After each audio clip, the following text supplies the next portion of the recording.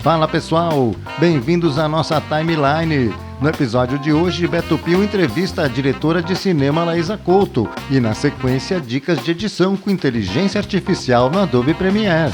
Bora lá!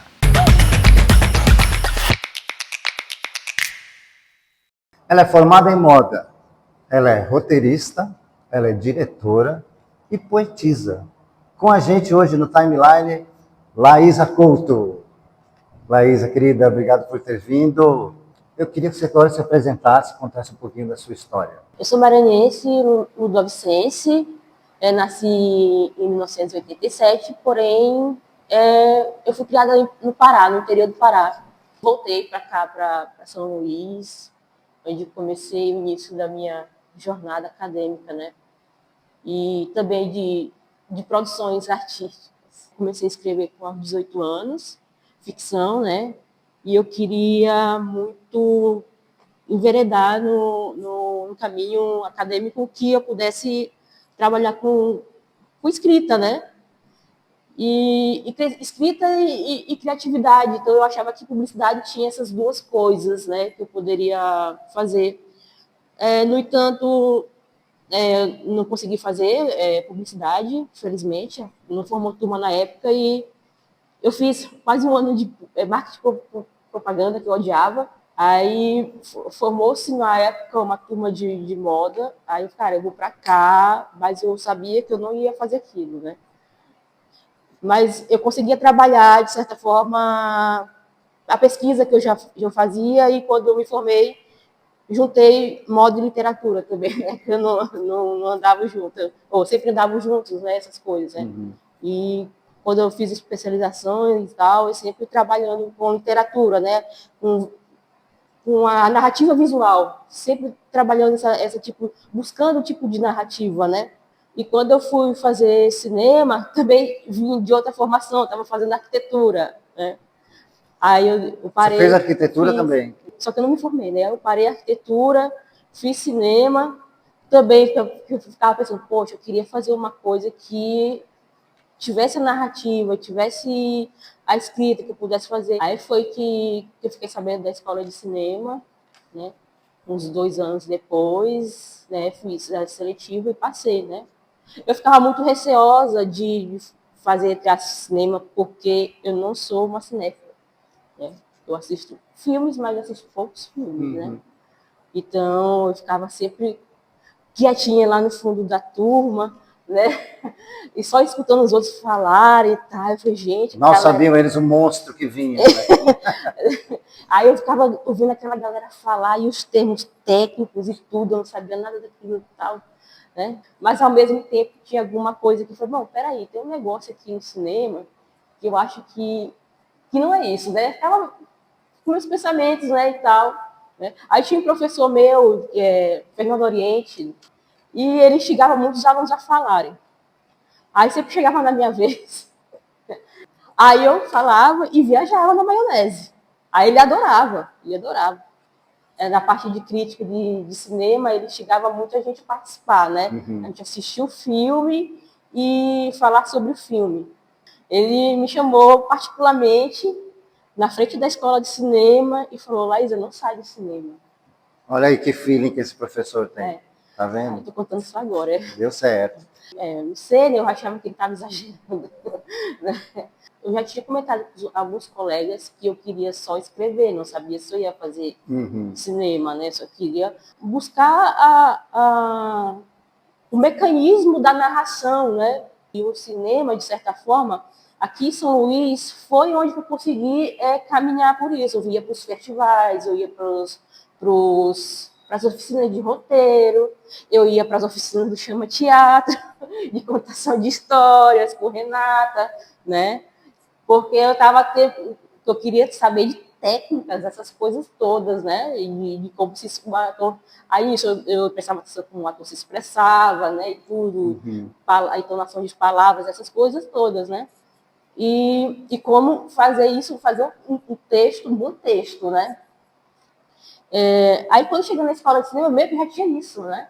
Eu já tinha passado por isso, já tinha lançado o livro, eu já tinha passado pela fotografia, já fiz artes visuais, fiz passado por arquitetura, essas coisas todas, porque eu já entrei com 30 anos de idade, né?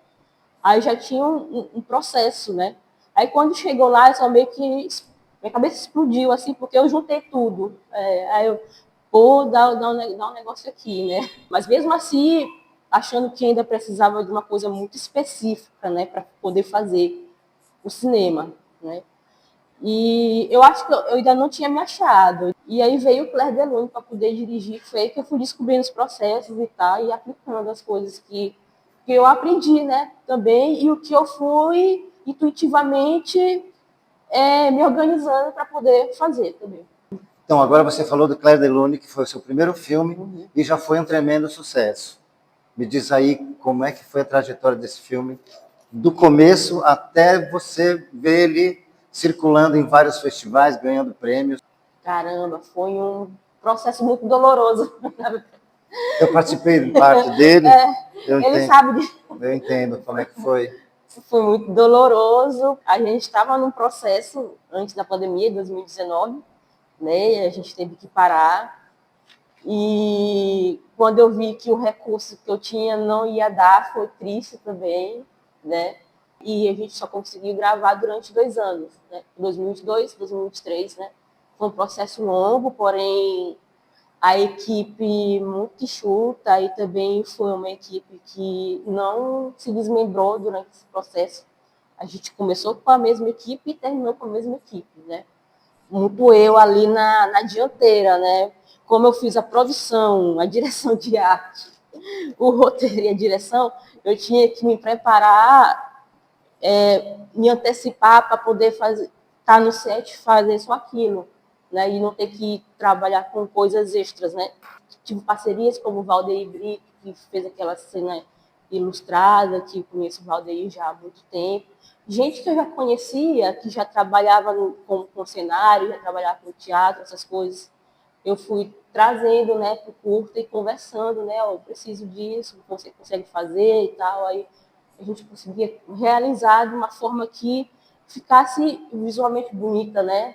E eu queria fazer muito isso no Claire Delune. No mundo que a gente vive hoje, a gente precisa ver coisas bonitas também, né? Coisas que nos chegam e nos digam algo. Foi um momento de muito aprendizado, né? De paciência. Bom, essa aí foi a parte difícil, a parte, né, de trabalho, a parte da construção e tudo mais. Agora vamos falar dos louros, né? Sim. Me fala aí, quantos prêmios você já ganhou com esse filme?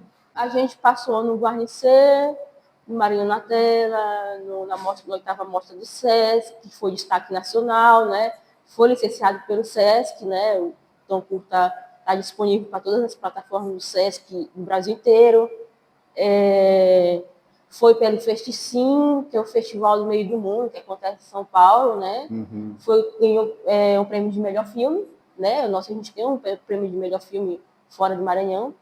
Deixa eu ver o que mais. A gente passou pelo Boca do Inferno, que também é um festival de fantasia, se não me engano. Acho que são esses, e agora a gente passou para a mostra Monstro, né? Que também é uma referência de Jacareí, né? Uma referência de fantasia também, né? De cinema de gênero, né? Que é terror, horror, fantasia, ficção científica, né? Então, eu vejo que principalmente o Claire ele tem entrado nesses festivais de gênero, né? Foi uma surpresa quando o Fábio me ligou dizendo que a gente tinha sido selecionado para a mostra do SESC, né? Destaque nacional, porque eu não imaginava. Eu falei, não, é um filme de fantasia, não vai nem emplacar, né? Aí ele me disse, a gente foi para Belém, foi massa, passou uns 3 dias lá, trocando com outros cineastas, gente que eu tinha visto no Festival Guarnicê, nos filmes, né? E eu lá com eles, aí eu falei, não, isso aqui tá muito surreal, né? Eu vi gente que estava na mesma sessão minha no Guarnicê, a cineasta, né? Comigo, amigo do meu lado, conversando comigo. Eu falei, gente, muito, muito pequeno, né? Foi muito rápido. Né? Aí você se convenceu, cinema é para mim, finalmente. Eu acho que Laísa? Sim, eu acho, sei lá, eu acho que pode ser, né? Eu acho que pode ser. É uma forma de, sei lá, eu acho que é uma forma de colocar, elevar o que eu faço na narrativa, né? trazer uma potência a mais, né? Uhum. Eu poderia fazer no cinema também e que dava bom também. E deu muito bom. A gente estava batendo um papo aqui, um pouquinho antes da gente começar a gravar, e você me falou uma coisa que eu achava legal a gente conversar um pouquinho, que é a respeito de uma coisa que está te incomodando no cinema atualmente. Eu queria que você falasse um pouquinho para a gente o que é esse incômodo que você tem. Eu acho que o cinema é uma arte revolucionária, né? Mas, ao mesmo tempo, ele se retrai muito. Infelizmente, a gente tem um sistema de poder que controla essas mídias, né? De grande alcance, né? E acaba sufocando outros tipos de narrativa, né? Outros tipos de olhares. E a gente aprende muito isso na nossa metodologia. E como isso está introjetado de forma muito nociva, né? Às vezes o cinema se engessa muito. Eu acho o cinema muito engessado ainda, nesses moldes de, de mecanismo, assim, né? É lógico que não, a gente tem muitos cineastas bons, né? Da história, que influenciaram e tal, né? Mas eu acho que esse engessamento muito que vem é muito desses modelos que influenciaram, né? Como a gente tinha comentado, que eu li um livro sobre guerra e cinema, né? E que eu vi como a guerra ajudou a desenvolver o cinema, e como muitos produtores estavam envolvidos no mecanismo de organização da guerra, e como muitas vezes até a própria jogada de plano, muitas vezes era uma jogada de apontar uma arma, né? Uhum. Eu acho, aí, às vezes, o cinema, para mim... Tanto que o take chama shot. Plano zenital, plano de avião que jogava bomba, né? Essas coisas, né? Aí eu sempre eu via muito isso quando eu estava na escola de cinema, eu ia pensando, eu falei, cara, mas não tem nenhum autor que fala sobre isso. Aí eu fui procurar e eu achei no sebo esse livro, né? Que livro é? É Cinema e Guerra. Ah, Paulo Virilo, né? Ele tem alguns artigos escritos na Caia de Cinema também, e ele escreveu esse artigo, acho, na década de 80, né? Aí ele faz um parâmetro desde o início da Primeira Guerra Mundial, desde a Segunda até a Guerra Fria. Eu não acredito nesse cinema que os Estados Unidos faz, sabe? Chega pra gente aqui aquela coisa enlatada, filme de super-herói, aquela coisa. Eu fico pensando, o que a gente está fazendo um remake de novela, a Globo está fazendo pra gente? Você vai fazer as sessões da novela da tarde, a viagem de novo, né? Não, a viagem, com a outra, chocolate com pimenta, então o chocolate já apodreceu, cara. De tanto que, né, já reprisou, o chocolate já derreteu. Exato. Nossa, a formiga já comeu, a formiga já morreu, e eles continuam reprisando. Pois é, aí eu acredito assim, aí quando eu estava na escola de cinema, né, era muito essa lógica também, saca? Mirando o cinema. Mirando o cinema que não era nosso, indústria, de né? fora. Eu falei, gente, mas aqui a gente ainda está muito fazendo nosso cafezinho com leite, sabe? Comendo com pão e margarina, bora por aqui, saca? E às vezes é isso que dá o diferencial. Exato. Por isso que o filme foi assim, todo mundo ficou chapado. Eu acho que é muito, caramba, que filme é esse? muito isso, a galera de Pernambuco, acho que sacou isso antes, entendeu? Eles estavam ali com o filme dele, não vamos mirar, vamos fazer a nossa narrativa, entendeu? Eles têm um cinema hoje muito mais maduro, entendeu?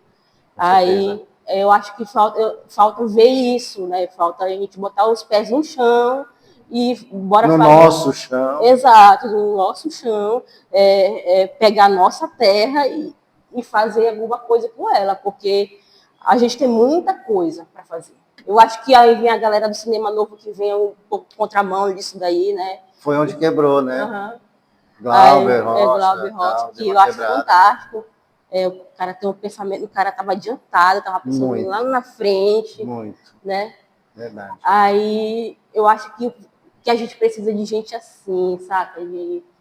Que dê uma sacudida. Exato, que dê uma sacudida E tira esse molho ketchup do nosso cinema. É. Legal, Laísa, muito obrigado pela sua vinda. Foi um papo muito bom. Acho que o pessoal também gostou bastante.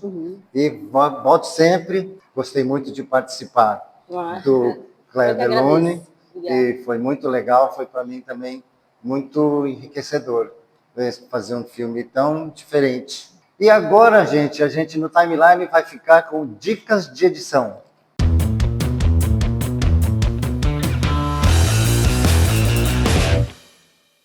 Sabe quando você tem um projeto grande e precisa encontrar uma cena e não lembra onde ela está? Pois agora a IA do Premiere encontra para você. É a nova barra de busca por inteligência artificial. Olha como funciona. Você vai nessa lupa que está aqui no canto superior direito e vai abrir essa janela que é a janela de busca. Aqui você vai digitar, por enquanto apenas em inglês, aquilo que você está procurando, certo? Então vamos digitar aqui Cars. Aperta Enter. Pronto! Todos os takes que tem carros no meu projeto vão aparecer aqui. Isso vale também para sequências, metadados ou qualquer mídia do seu projeto. Curtiu essa dica? Então já deixa seu like, compartilha com quem edita e fica ligado que nos próximos episódios tem muito mais inteligência artificial no seu fluxo de edição. Até o próximo Timeline!